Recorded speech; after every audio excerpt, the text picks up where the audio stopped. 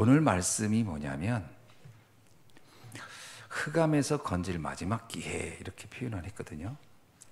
오늘 말씀은 사단의 존재에 대한 부분입니다. 그래서 우리가 실제로 영적 세계를 믿어야 된다라는 거예요. 이걸 실제로 믿어야 된다는 거예요. 사람들이 의외로 이게 눈에 잘 보이는 게 아니니까 막 그렇거니 하고 생각하지만 실제로는 잘 안 믿거든요. 그러나 그 근원으로 들어가 보면 이거는 엄청난 문제가 그 안에 있는 거죠. 그래서 사단에게서 해방되는 비밀이 바로 복음 안에 있는 것이다. 이걸 여러분이 꼭 믿으시라는 얘기입니다. 그것 놓고 상구상 기도해보라는 거예요. 그래서 그리스도가 믿어져야 성삼위 하나님이 믿어지죠. 하나님이 구원을 계획했고 예수님이 구원을 완성했고 성령님이 지금도 구원을 성취해 간다고 하는 것이 실제 영적 문제 이해되고 영적 세계 이해돼야 이 말도 이해되는 거지. 그거 이해 안 되면 그냥 그리스도는 그냥 성경에 나오는 훌륭한 그냥 성탄절에만 이렇게 고백되어지는 그런 분으로 이해되기 쉬워요. 그래서 이 실제로는 우리 현장에 내 가정에 나 자신에게 이 부분이 정말 믿어져야 됩니다. 제가 아까 무슨 글을 읽다 보니까 미국에서 10몇 년 전에 있었던 총기 사건이에요. 보니까 내용이 뭐냐면 부모가 다 스페인 교사였는데 자녀들이 둘이었어요. 딸 하나 아들 하나. 근데 딸은 그냥 그래도 되게 바른직 잘 자랐는데 아들이 난독증 같은 게 좀 있었나 봐요. 글을 읽는데 이 영어로 이자하고 삼자가 잘 구분을 못하고 B하고 D를 잘 구분을 못하는 그런 거예요. 난독증이라는 건 글자를 이제 혼선하는 거지요. 거기다가 몸의 어떤 이렇게 유연성도 딸보다는 떨어지고, 근데 딸은 보니까 되게 똘똘하고 또 몸도 굉장히 유연하더라고요. 근데 이 아이가 학교에서도 적응을 잘 안 되고 뭐 그런 거예요. 그런데 부모는 되게 교사니까 아이한테 되게 잘한 거예요.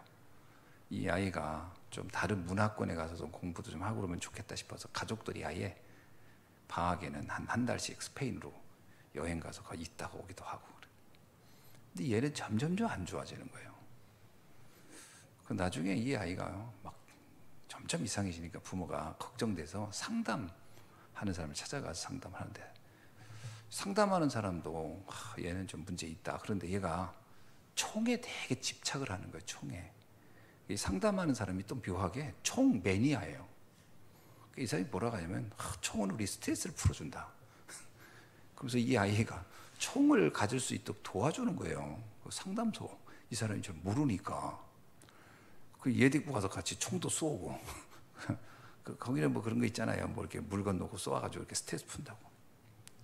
이 아이가 점점 총에 대한 집착을 하더니 막 총을 더 갖고 싶고 막 그러는 거예요.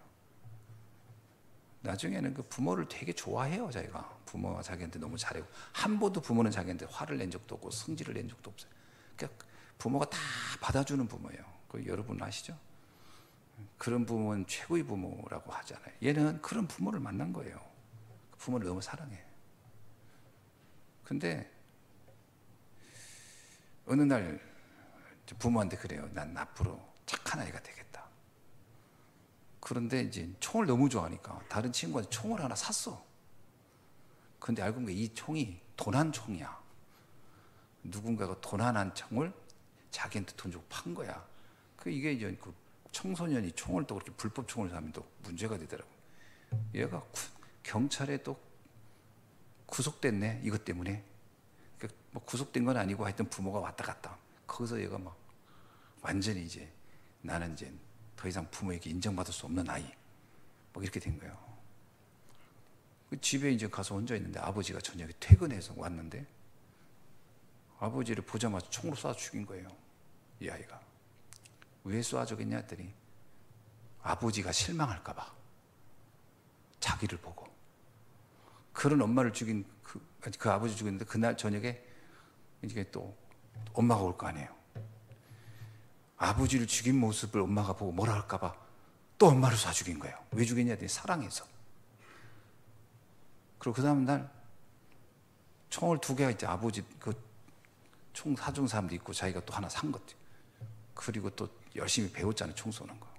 학교에 가가지고 아이들을 쏘고 나중에 자기가 잡힌 거예요. 사람들은 얘를 이해를 못하는 거예요. 왜 그랬을까? 얘가 난독증 때문에 그랬나? 진짜는 다른 데 있었어요. 뭐였죠? 얘가 늘 악령에 시달렸던 거예요. 사실은 그거는 표면적이었던 거예요. 실제는 오래전부터 얘는 영적으로 시달렸던 거예요. 그날도 소리가 들렸다는 거예요. 영적 세계를 모르면, 그래서 형을 몇 년 형이냐? 참 미국은 형도 굉장히 하더라고. 111년형.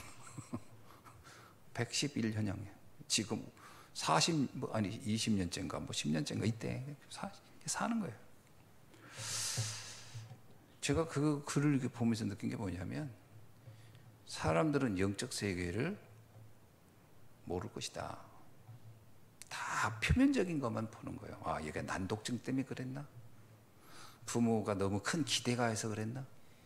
아닙니다. 영적 문제였던 거죠.